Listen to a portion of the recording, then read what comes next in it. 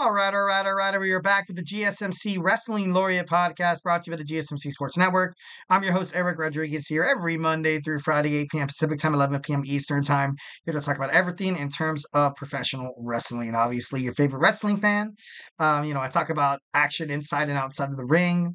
We talk about promotions from AEW to WWE to the GCW to the NWA to New Japan Professional Wrestling to CMLF. It makes major news headlines around the world of wrestling. We talk about it here on the show. So, make sure you tune in. It's pretty awesome. So, now we're going to talk about Tuesdays today in wrestling history. We're going to talk about some history. We're going to talk about bust out your history books, put on those thinking caps.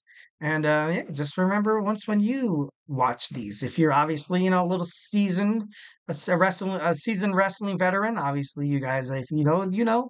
If you don't, then it's for you to educate you. You know what I mean? Talk about some of the stuff we were hyped about back in the day. This was a little before my day, obviously. Back in 1981, Ric Flair defeated Dusty Rhodes in Kansas City, Missouri, to win his first ever NWA World Heavyweight Championship. Obviously, that would go on for him to become a 16-time wheeling and dealing, limousine riding, kiss stealing, son of a gun like the nature boy Ric Flair. And this is just, it kind of all started from here. This is when the success happened. This, was the reason why he can create a lot of iconic moments in NWA history. The Jim Crockett promotions that would become WCW, and his feud with Ricky Steamboat as well. All can be created because this moment that the NWA was like, you know what? Let's go and put the strap on this guy. He's gonna bring us to new heights. And so far, he's delivered 1,010%. Ric Flair is, definitely, when you think about Ric Flair, you think about wrestling. When you think about wrestling, you think about Ric Flair. So I think that's cool. Obviously, his daughter, Charlotte Flair, is in the WWE. He had a son. I think his son wrestled in WCW a little bit. I think he did. Don't quote me on that. Obviously, one of them did pass away, and that, obviously, thoughts and prayers, condolences to the Ric Flair family. But, anyways, Ric Flair, was the first one to, win a championship. Dusty Rhodes was not, I don't want to say like the hottest thing since sliced bread, during the NWA at this time, but he was definitely a product brand name. Like he was, people loved him. He was the American dream. We thought about Dusty Rhodes. He's this guy that, worked at a 9 to 5 job, and he'd come home, and have dinner with his family, kiss his kids, and, sing Bible prayers at night and stuff like that. He was kind of this model guy and Ric Flair came along, this young, like I said, this young stud. And this started Ric Flair. Like it's this is how it all started, and it was cool on this day. Back in 1981, back in 1881. Damn, that would be crazy. Anyways, in 1986 at WWF Wrestling Challenge, at a taping, Gorilla Monsoon and Bobby the Brain Heenan formed one of the history's most iconic wrestling commentator teams for the first time. Watching some of the old NWA, WWF stuff, I used to watch Monsoon and Bobby the Brain Heenan, obviously, from wrestling fans. Sometimes for me, like if I have trouble going to sleep, I'm playing, basically old school wrestling. I'm playing old school wrestling, all the stuff from the Attitude Era, from the Golden Era, also, and, maybe sometimes with like a Hulk Hogan and the whole Andre the Giant thing, which is actually pretty badass. I definitely like that, but right now I've actually been on this kick of, who destroyed WCW, and I think, I can honestly probably do a whole episode on just opinions about who destroyed WCW, but I don't know. Yeah, anyways, moving on. So obviously, you think about iconic announce teams. For me, it was Jerry the King Lawler and Jim Ross. It was Michael Cole and Jim Ross. Michael Cole and Taz was cool. It was all right. Vince McMahon and Jim Ross, that was pretty cool. I liked Vince McMahon as a commentator. I got to be honest. When he was young, obviously before all the crazy stuff happened. Back when he was good. I'm just kidding. No, no, he had a very iconic voice, and obviously he was still working. He was working for his dad under the promotion and stuff like that. But overall, the most important thing about professional wrestling is you need to have that voice that brings you basically dead center inside the ring. That's the reason why people love Jim Ross. That's the reason why people love Michael Cole right now. Joey Styles in ECW was good. Remember Mauro Ranallo. You could talk, and you could also relate to this if you're a UFC fan as well, like Joe Rogan. Be like, oh my God, he just got rocked. Like, it's iconic. It gets you. It gets you to stand up off your seat, and it gets you to like Joe Buck. And if it's not wrestling, you can think about sports, like in baseball, the World Series. When you'd hear Joe Bucks, now he's on Monday Night Football with Troy Aikman. Also, when you hear Al Michaels on Sunday Night Football with Peacock, but now he's on Prime Video. There's a lot of iconic, voices that just brings you into the action, and it's awesome. It's awesome, 1,010%. Gorilla Monsoon, Bobby the Brain Heenan did it, and yeah, they're one of the best to do it. In 1995, Asheville, North Carolina played host to a fall brawl headlined by the iconic WCW gimmick match WarGames. The team of Hulk Hogan, Sting, Lex Luger, and Macho Man Randy Savage. Damn, that is an all-star team for wrestling back then. That's crazy. Damn. Obviously defeated Dungeon of Doom, a team made up of Zodiac and Kamala. Mang also, Mang, what is that? Mang the Shark. Also, Luger was the last minute replacement for Vader, who had left WCW a week prior. On that undercard, you had the Harlem Heat defeat the Bunkhouse Buck and Dick Slater to win the WCW Tag Team Championships.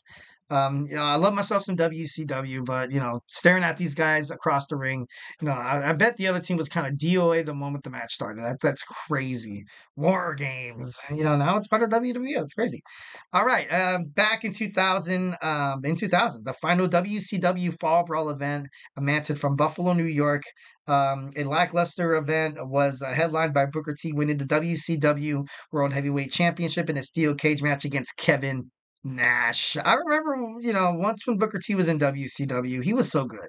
He was so good. Eventually, it would kind of translate to WWE after they kind of trusted him a little bit, and they're like, you know what? Let's give this guy who's kind of stuck longer than all the other WCW guys after we buried him. Let's give him a chance. Let's give him a chance. 1,010%.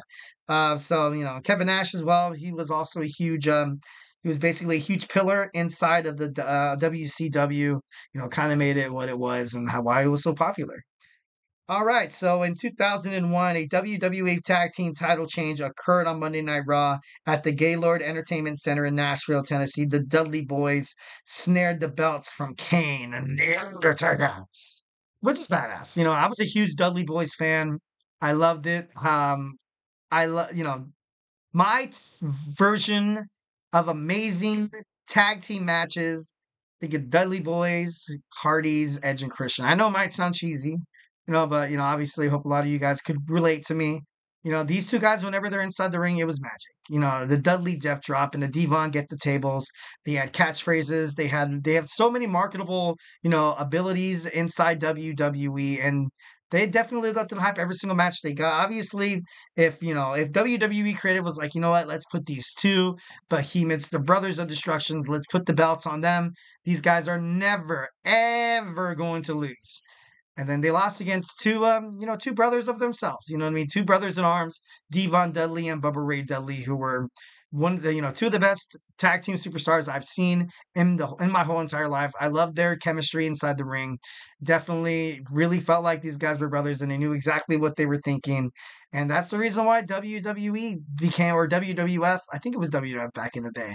And, obviously I know, but like during the 2020, 2001, when the iconic WrestleMania match was pretty badass. Man, these guys had a lot of good matches. A lot of good matches.